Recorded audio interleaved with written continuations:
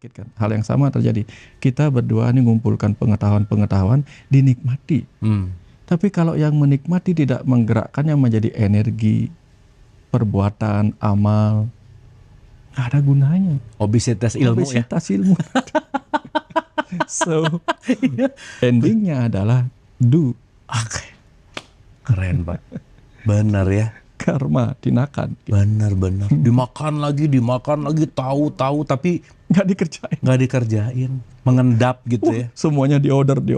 Satu meja penuh dengan makanan. Setelah itu dia bilang, aku sudah kenyang dengan melihatnya saja. Apa nikmat? Atau kalau dia makan penuh, lama-lama dia jadi ular. Kalau sudah ular penuh, nggak gerak-gerak kemana-mana sudah. Wah benar sih Pak Wayan.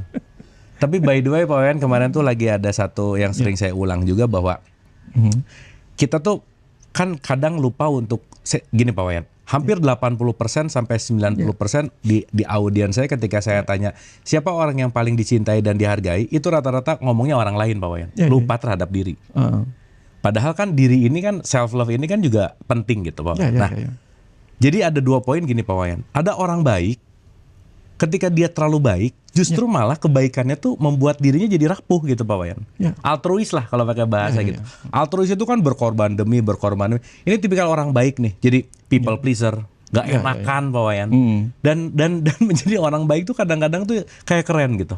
Dan dia say yes to everything, bahkan dia nggak bisa bilang tidak, dia nggak jujur sama perasaannya. Dan di satu penelitian bahwa ketika seseorang nggak jujur itu, tubuh tidak pernah bisa dimanipulasi, dan itu akan jadi penyakit Pak Wayan. Nah, gimana supaya kita nggak jadi orang baik, tetapi jadi orang sadar? Dalam konteks batasannya ketika saya juga perlu self love nih, dan antara self love dan selfish itu beda tipis Pak Wayan. Betul. Gimana tuh Pak Wayan? Ya kadang-kadang itu ada masa kecil di mana orang tidak dihargai Kang Abu. Dan dia baru merasa dihargai ketika dia memberikan sesuatu kepada orang. Akhirnya dia melekat kepada luka yang butuh penghargaan itu. Karena ketika dia terus lapar akan rasa penghargaan itu, yang terjadi apa? Dia terus memberikan kepada orang. Karena dengan itu dia mendapatkan pujian. Akhirnya dia menjadi takut untuk tidak memberikan. Dia takut untuk say no. Supaya apa? Karena kalau dia say no dan orang lain berubah sikap pada dia tersakiti lagi. Seperti membangun luka lama. Jadi dia belum sembuh, dia belum selesai dengan dirinya sendiri. Ini bahayanya ketika orang di masa kecil, secara ilmu parenting di masa kecil itu tidak pernah diajarkan menghargai dirinya sendiri. Dia akhirnya tergantung pada penghargaan orang lain. Kalau orang mengatakan aku bagus, baru aku benar-benar bagus. Sedikit saja orang mengatakan dia buruk, ribuan kata bagus sebelumnya nggak ada gunanya. Hilang. Nah, akhirnya apa? Aku tidak mau kehilangan setitik pun pujian orang lain. Maka aku akan terus menyenangkan orang lain. Walaupun sebenarnya ada yang nggak enakan padaku, namanya juga nggak enak ya, emang gimana coba gimana menikmati sesuatu yang nggak enak kan? Enaknya di kamu, di akunya nggak enakan gitu. Ya gue udah nggak enakan dinikmati, susah banget. Betul. Orang biasa disuruh nikmati sesuatu yang nggak enakan kan susah. Betul. Dan satu hal saya kemarin dikasih tahu Kang Abu, karena ketika menemukan banyak orang yang bingung mencari pasangan hidup, saya kok udah seumur sekian nggak ketemu pasangan hidup bla bla bla gitu. Atau saya ketemu pasangan hidup, boro-boro bertahan sampai seumur hidup, tahu-tahu sudah pecah, cerai dan sebagainya. Terus tiba-tiba saya lagi nyapu tuh diingatkan pesan itu dan dialirkan. Nanyalah si Manu pada si Joko Kendal gitu. Karena gimana sih caranya ketemu jodoh yang memang pasangan hidupku? Si Joko Kendal nanya kayak gitu. Si Manu nanya, loh, menurutmu istrimu yang paling mencintaimu dan akan menemani hidup semati siapa? Ya istriku yang sekarang. Salah. Nah, menurutmu pasangan hidup seumur hidup dari istrimu itu siapa? Ya tentu saja aku. Masa istriku kenal gitu. Salah juga. Loh, aku sudah lama loh bersuami istri. Ya nggak seumur hidup kamu. Asal kamu tahu aja, soulmate, pasangan hidupmu, istrimu adalah tubuhmu, suamimu adalah jiwamu. Ya, seumur hidup, sejak kamu baru diciptakan sampai kamu mati, tubuh dan jiwa itulah pasangan suami istri yang tidak pernah ini. Jadi orang lain itu boleh tidak mencintaimu, tapi jangan mencintai istrimu sendiri, yaitu tubuhmu. Jangan mencintai suamimu sendiri, yaitu jiwamu. Karena sesehat-sehatnya tubuhmu, begitu si suami ngambek pergi, mati kamu. Betapapun sehatnya tubuhmu, jiwamu, tapi begitu tubuhmu sakit-sakitan, mati. Makanya di ajaran Buddha dulu ketika Buddha tercerahkan, kan ada yang orang main kecapi itu kan, senarnya kendor, suaranya jelek. Senarnya kenceng, putus talinya. Kan diingatkan waktu itu kan Buddha lagi, Siddhartha Gautama lagi bertapa, benar-benar bertapa, nggak makan sampai kurus kering begitu, nyaris mati kan. Nyanyian itu menyadarkan dia, oh iya ya, kenapa juga aku menjadi pencerahan kayak gini-gini amat gitu. Akhirnya apa? Jalan tengah, ketemulah jalan tengah. Makannya biasa, makan tubuh iya, makan pikiran iya, makan jiwa iya. Tuh. Betul. Jadi itu tadi, jangan sampai demi orang lain kita melupakan pasangan hidup. Ini kan pasangan hidup.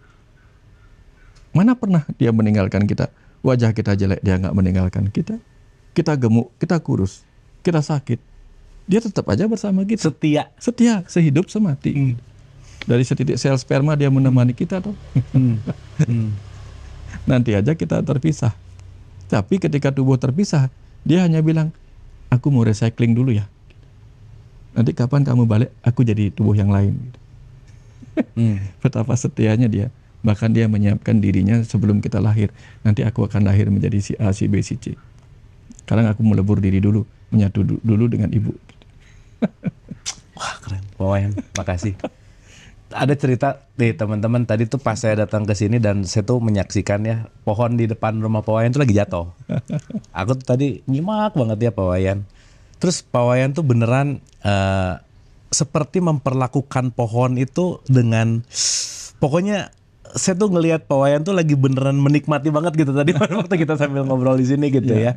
Pohon, terus ada binatang kecil tuh dengan penuh apa dan lain-lain gitu ya, dan saya melihat keindahan, wah ini pembelajaran saya ngelihat Pak Wayan melakukan sesuatu tuh luar biasa untuk Pak Wayan ya intinya berinteraksi dengan bahkan pohon lah ya gitu ya, dalam tanda petik seperti itu gitu. Itu satu. Nanti saya pengen kaitkan juga Pak Wayan tuh punya putra namanya Panji kan. Nah ini kesaksian saya bahwa Panji ini seorang anak yang sangat humble, supel, dan nyambung lah, ngobrol tuh asik dan dia tuh keren gitu buat saya. Dia punya pendirian dan dia mengatakan sesuatu yang kalau buat dia oke, kalau enggak udahlah gitu kira-kira Pak Wayan. Dan saya sangat amazed bagaimana Pak Wayan mendidik Panji gitu. Nah, dua pertanyaan ini mungkin bisa dielaborasi menjadi satu yang menarik gitu, bahwa berarti kan Pak Wayan itu selalu memperlakukan segala sesuatu tuh selalu apa ya? Mindful gitu ya. Melihat segala sesuatu itu luar biasa sehingga berdampak kepada pola pendidikan pun seperti itu gitu Pak Wayan. Nah, ini kata kuncinya adalah bagaimana kita memperlakukan khususnya semesta atau parenting yang jadi satu kesatuan. Gimana Pak Wayan? Tuh gimana tuh? Kadang sebelum saya memperlakukan Kang Abu, saya harus berlaku dulu. Berlaku. Ya kan kadang banyak orang memperlakukan padahal dia belum berlaku itu gitu. Ya, jadi kita belum menjadi teladan. Kita harus belajar jadi teladan. Saya ajarkan dia bagaimana berterima kasih dengan cara saya lebih dulu berterima kasih untuk setiap hal yang dia lakukan. Jadi dengan itu kan dia meniru. Kan Tuhan menciptakan panca indera itu untuk meniru. Ya, burung-burung nggak pernah ngajarin anaknya bikin sarang kayak gini ya, nggak pernah. Tapi si burung tuh mengamati sarangnya. Bisa bikin juga dia. Bisa bikin juga. Padahal ibu burung nggak pernah banyak ngasih nasihat ya. Nggak pernah bikin ya yang baik. Nggak pernah gitu. Dia bikin aja sendiri, nanti si burung begitu lahir dia lihat nanti terekam di memorinya. Nah, panca indera itu kan merekam semua yang kita lakukan. Maka sebelum memperlakukan, kita harus punya laku dulu.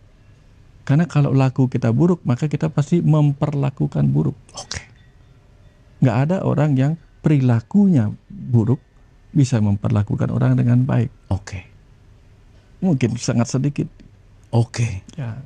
Tapi ketika orang bisa memiliki perilaku yang baik, dia dengan mudah bisa memperlakukan orang lain dengan baik.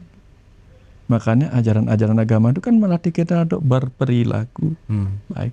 Kalau kita nggak berperilaku baik, ya nggak laku kita kan. Benar. Ini Kang Abu laku kan karena baik. Ujungnya kelaku ya. Laku. Oke, Wayan. Oke, keren. Iya. Kalau nggak lakunya baik kan, ya nggak diperlakukan baik, ya nggak laku-laku gitu. Coba jualan barang yang nggak baik, laku nggak? Ya. Sampah aja harus diperlakukan dengan baik sebelum dijual, ya enggak? Betul. Kita rapikan sampahnya, dus-dus bekas kita yang ya sehingga yang tadinya sampah dia bukan sampah lagi. Ini namanya barang recycle. Barang recycle. Barang bekas. Bukan sampah. Bahkan ketika dia sampah kita perlakukan dengan baik, kita jual bukan sampah. Ini mau beli sampah enggak? Mau beli pupuk enggak? Kita sebutnya pupuk. Jadilah pupuk ya, Pak Wayan. Ya. Kotoran sapi pun ketika dikemas dia jadi pupuk. Dijualnya bukan jual kotoran sapi, jualnya pupuk. Padahal itu sama. Tuh. Karena diperlakukan dengan baik, dia menjadi baik. Jadi kalau anak itu benih yang baik, diperlakukan dengan baik, apa efeknya? Oke. Kotoran sapi aja diperlakukan dengan baik jadi sesuatu. Wah, menarik sih Pak Wayan. Dan ya apa maksudnya Pak Wayan mencontohkan juga ke kita semua, ke saya gitu ya, ke Pak Anji gitu, ke sini bahwa itu tadi bahwa apa yang aku lakukan itu yang akan membuat dampak kepada siapa yang melihatnya gitu ya Pak Wayan. Oke, tadi Kang Abu nanya sama ngelihat saya mungkin ya waktu saya ngangkat binatang kecil itu. Iya. Nah, itu kumbang kepik Kang Abu. Iya. Mungkin Kang Abu masih ingat kumbang kepik warna-warni. Iya. Kenapa saya memperlakukan dia? Karena dia dikirim Tuhan, kumbang kepik dikirim Tuhan untuk menjaga pohon ini dari hama orang putih itu. Kalau saya sampai dia pergi, itu yang menemani mereka bertumbuh tuh nggak ada di sini. Kasihan mereka gitu. Rumahmu di sini. Tadi saya baru beli gini Kang Abu. Karena beberapa kali saya amati pohon burung-burung, burung derkuku mungkin ya. Sering hinggap di atap, sering hinggap di sini. Kadang dia tadi turun dia. Saya hanya belum sempat, tapi tadi saya sudah belikan tempat besar sama makanannya Kang. Nanti saya mau taruh di beranda di atas. Sehingga ketika mereka terbang, mereka melihat sesuatu untuk dimakan gitu. Saya ingin sekali ngelihat burung-burung makan di situ. Makan di situ karena beberapa kali kalau dia di bawah, kadang dia disergap sama kucing. Dan dia terluka. Ya, kadang karena saya bukan dokter hewan, mencoba merawat, gagal Kang, meninggal, matilah burungnya itu. Kasihan juga sebagai dokter saya berhadapan dengan burung yang harusnya tidak mati ya mati gitu. Nah, jadi lebih baik saya kasih di tempat yang aman, dia dapat makan dan bisa menikmati makanan dan selamat dari sergapan kucing gitu. Wah, keren Pak Wayan, terima kasih pelajaran lakunya yang saya rasa apa yang dialirkan kepada Pak Wayan ini bukan semata sebuah kata-kata gitu ya, tetapi itu hasil dari laku ya Pak Wayan. Hasil dari pengalaman, hasil dari pengupasan yang saya rasa ya balik lagi ya, kita beruntung gitu ya ketemu Pak Wayan dengan mungkin kalau pakai hitungan judul buku ribuan dan kita sekarang tinggal dengerin. Dan tadi ada benernya juga bahwa ketika kita mendengarkan dan kita tidak menjadi laku lagi, itu kita akan obesitas pengetahuan gitu Pak Wayan. Itu menarik banget sih. Hipertensi malah kan. Hipertensi. Makanya banyak orang yang terlalu banyak tahu tapi tidak dijadikan laku, dia hipertensi, gampang marah. Gampang. Apalagi dengan menyalahkan orang lain Pak Wayan. Hipertensi itu sering bikin sakit kepala. Makanya banyak orang yang obesitas dengan pengetahuan nyalahin orang lain, lihat sedikit gini marah, gitu, emosi jadi. Tuh. Karena hipertensi. Tuh. Ya. Wah, luar biasa Pak Wayan, terima kasih banyak. Setiap recharge ke Bali ini, setiap recharge ke Rumah Semesta ini selalu banyak hal gitu ya teman-teman. Selalu banyak insight dan tentu saja saya sebagai murid lah ya yang selalu mau terus belajar. Banyak sekali insight yang beneran ngebuat bahwa lebih menyadari bahwa beneran Pak nggak tahu apa-apa gitu ya Pak Wayan. Tapi yang saya sebenarnya yang berterima kasih sama Kang Abu, karena dengan kecerdasan Kang Abu nanya itu, menggali itu, saya jadi dapat sesuatu. Kalau kita nggak mengalami ledakan-ledakan, jadi saya ini hanya gundukan tanah aja Kang Abu. Karena Kang Abu menanam dinamit yang bagus, ledakan akhirnya apa? Tertambanglah kemuliaan-kemuliaan logam-logam mulia, pengetahuan-pengetahuan mulia yang tertanam di kecerdasan ini itu terdownload dia di situ. Akhirnya apa? Karena apa? Karena Kang Abu bisa memasukkan dinamit yang membuat ledakan itu, ledakan pertanyaan. Jadi saya jadi ikut tahu kan. Kan sebagai orang lokal, saya kan orang lokal di dalam tubuh ini. Yang penambang kan dari PT Freeport. Iya. Yang penambang kan dari luar. Iya. Tapi setidak-tidaknya kan saya nggak boleh ikut nambang di situ. Tapi kan di pinggir-pinggir sungai saya dapat sedikit-sedikit. Iya. Saya sebagai pengamat di sini, oh ini hal baru yang saya dapatkan gara-gara Kang Abu dibikin ledakan. Iya. Saya dapat sesuatu. Jadi pertanyaan pentingnya Pak Wayan ya? Pertanyaan itu lebih penting daripada jawaban. Karena kalau nggak ada pertanyaan yang bagus, nggak ada jawaban yang bagus kan. Kita sama-sama belajar dari semesta ini, bukan saya yang ngajarin. Saya belajar karena ditanya sama Kang Abu. Semesta mengajarin kita berdua Kang Abu. Makanya ketika ada pelajaran yang membuat saya blowing di kesadaran itu, kadang saya menangis Kang Abu. Wah, ini kalau lagi dia begitu misalnya, lagi kayak tadi itu, wow gitu. Wah, saya harus terhenti nih gitu. Karena harus ya kalau enggak, masa kalau granat sudah mau meledak kan kita harus hentikan dulu. Kalau buruk langsung dilempar, meledaknya di sini gitu. Tahan dulu biar meledaknya di tempat yang benar. Iya, di tempat yang pas gitu, atau di waktu yang pas. Nah, ketika dia lagi tiba-tiba dinamit itu mau meledak, kita tahan dulu. Ini kalau dikeluarin, dia nggak keluar sebagai kata-kata yang jelas nanti. Gitu. Apa yang bisa kita tangkap di situ? Betul. Biarin dia tenang dulu gitu. Oke, luar biasa. Statement, ending closement gitu Pak Wayan ya, final statement, pesan perdamaian untuk pertemuan kita hari ini, karena kan ini juga kita bicara tentang perdamaian ya Pak Wayan. Apa sih yang bisa disampaikan untuk pesan perdamaian penting buat kita semua Pak Wayan? Silakan. Oke. Begini Kang, begini teman-teman gitu.